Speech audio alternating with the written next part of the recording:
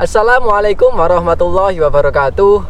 Baik sahabat petani semua, bisa teman-teman lihat di samping kanan dan kiri saya telah terdapat tanaman melon yang kurang lebih berumur 66 hari ya.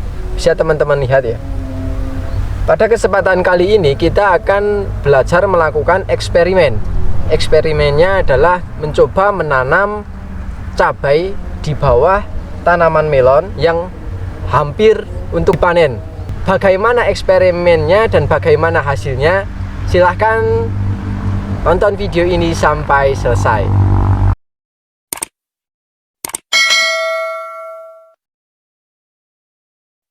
Baik sahabat petani semua, kembali lagi bersama saya Zaki di channel Mitra Bertani TV. Seperti yang telah saya jelaskan di awal tadi, pada kesempatan kali ini kita akan membuat atau melakukan eksperimen. Eksperimennya adalah menanam cabai di bawah tanaman melon yang belum dipanen. Untuk cabainya sendiri kita menggunakan dua jenis, yaitu cabai rawit dan cabai keriting. Adapun tujuannya dari penanaman ini, yang pertama adalah untuk mengetahui apakah tanaman cabai yang ditanam di bawah tanaman melon ini yang belum dipanen bisa menghasilkan hasil yang sama atau dapat tumbuh baik. Yang kedua, apabila kita telah mengetahui bahwa tanaman cabai yang kita tanam itu dapat hasil atau memberikan hasil yang baik, dengan otomatis kita mengetahui bahwa penanaman cabai di bawah tanaman melon ini dapat mengefisiensikan waktu, jadi menghemat waktu, menghemat biaya dan lain sebagainya. Pada kesempatan kali ini pula saya akan mengajak teman-teman untuk melakukan prosesnya, yaitu proses yang pertama adalah penugalan, yang kedua adalah pemberian pupuk. Karena ini merupakan lahan bekas, maka kita memberikan pupuk dengan sesuai kebutuhan tanaman. Apa pupuknya dan bagaimana prosesnya? Silahkan saksikan video ini sampai selesai.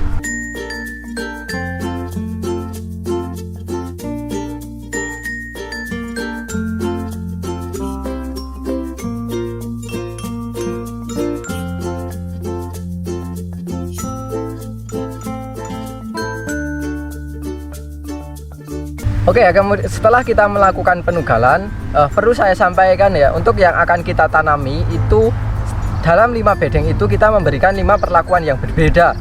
Yang pertama adalah mencoba tumpang sari, kemudian yang kedua adalah penggunaan dolomit, kemudian pada bedeng yang terakhir adalah mencoba tumpang sari, tapi dalam satu lubang kita tanami 2 jenis tanaman dalam satu lubang tanam. Jadi ada yang di bagian bawah sini, ada yang di atas ini, kemudian ada yang semuanya kita tanami.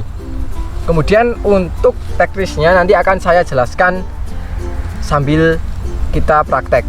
Kemudian untuk pupuk yang kita gunakan seperti yang saya jelaskan yang tadi ya, kita akan mencoba menggunakan dolomit. Jadi ada yang kita nanti berlakukan pakai dolomit, kemudian ada yang tidak menggunakan dolomit. Kemudian untuk pupuknya kita menggunakan ini adalah pupuk semanggi dan vertipos yang telah kita oplos dengan perbandingan 1:1. Untuk dosisnya setiap lubang tanam ini sekitar 2 sendok makan. Untuk kandungannya sendiri, untuk pupuk vertipos ini lebih ke arah fosfat. Fosfatnya sekitar 20%. Kemudian untuk pupuk semanggi ini merupakan pupuk lengkap. Meskipun komposisinya kurang begitu banyak, tapi ini mengandung trichoderma dan bacillus. Ini merupakan agensi hayati yang nantinya dapat bermanfaat bagi kelangsungan hidup tanaman sebagai agensi hayati atau musuh alami bagi jamur dan bakteri. Untuk dosis dari dolomit sendiri ini sekitar 2 sendok makan setiap lubang tanam.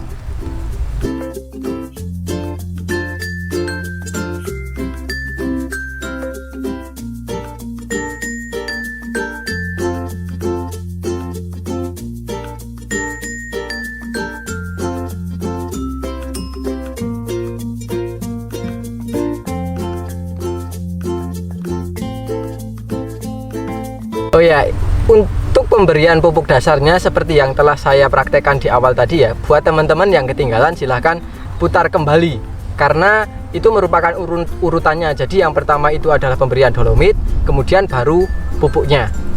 Nah, pada kesempatan kali ini, di hari ini kita hanya memberikan pupuk saja. Untuk penanamannya akan kita lakukan besok sore hari.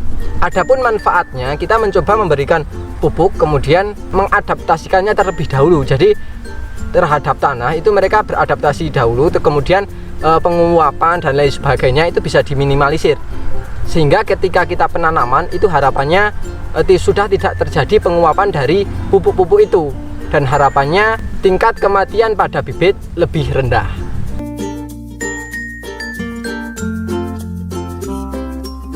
Oke sahabat petani semua, seperti yang telah saya janjikan di kemarin, pada hari ini kita akan melakukan penanaman tanaman cabai dengan beberapa eksperimen. Kemudian untuk bibitnya kita telah menyiapkan, yang ini adalah tanaman cabai rawit, kemudian yang ini keriting.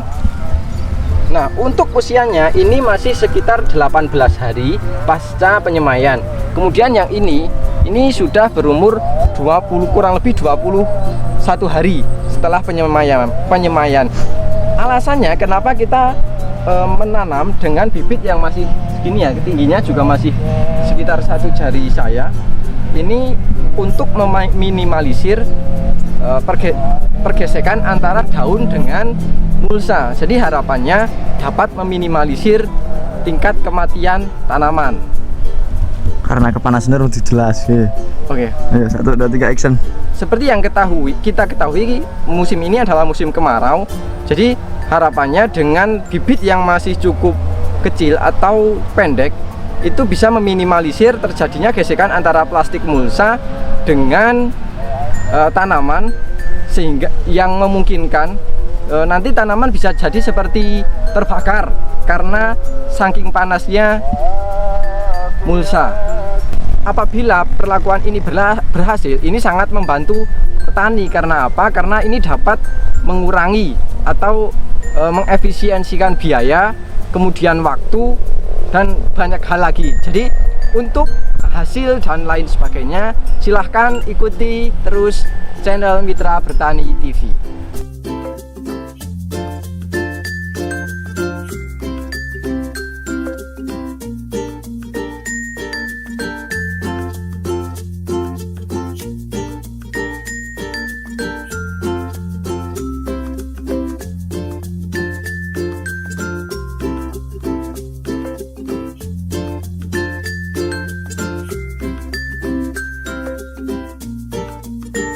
Oke sahabat petani semua, itulah tadi proses penanaman. Dan jangan lupa setelah kita menanam, kita langsung mengocornya. Dan untuk kesempatan kali ini kita menggunakan power soil. Apa ini power soil? Ini merupakan asam humat. Jadi karena lahan kita merupakan lahan janda atau lahan bekas, dan itu sudah tanaman ke-6. Untuk tanaman cabai ini merupakan tanaman ke-6 tanpa dilakukan bongkar lahan. Jadi ini adalah kuncinya kenapa kita bisa melakukan berkali-kali tanpa melakukan bongkar tanah, bongkar lahan. Dan karena kita setiap musim itu selalu menggunakan power soil ini sebagai pembenah tanah. Untuk dosisnya ini 2 sendok untuk 20 liter air.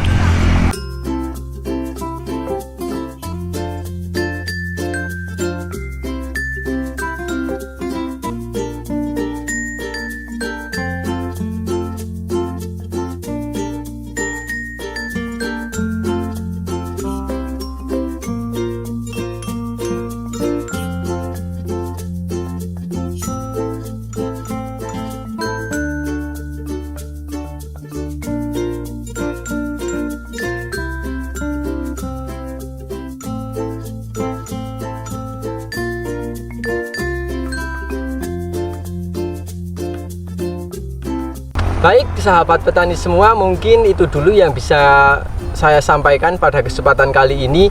Semoga video ini dapat bermanfaat, dan jangan lupa klik subscribe karena kita akan terus memberikan tutorial khususnya perkembangan mengenai tanaman kita ini. Untuk itu jangan lupa klik like, comment, share, dan jangan lupa subscribe. Terima kasih, saya Zaki. Salam Mitra Bertani Indonesia. Wassalamualaikum warahmatullahi wabarakatuh.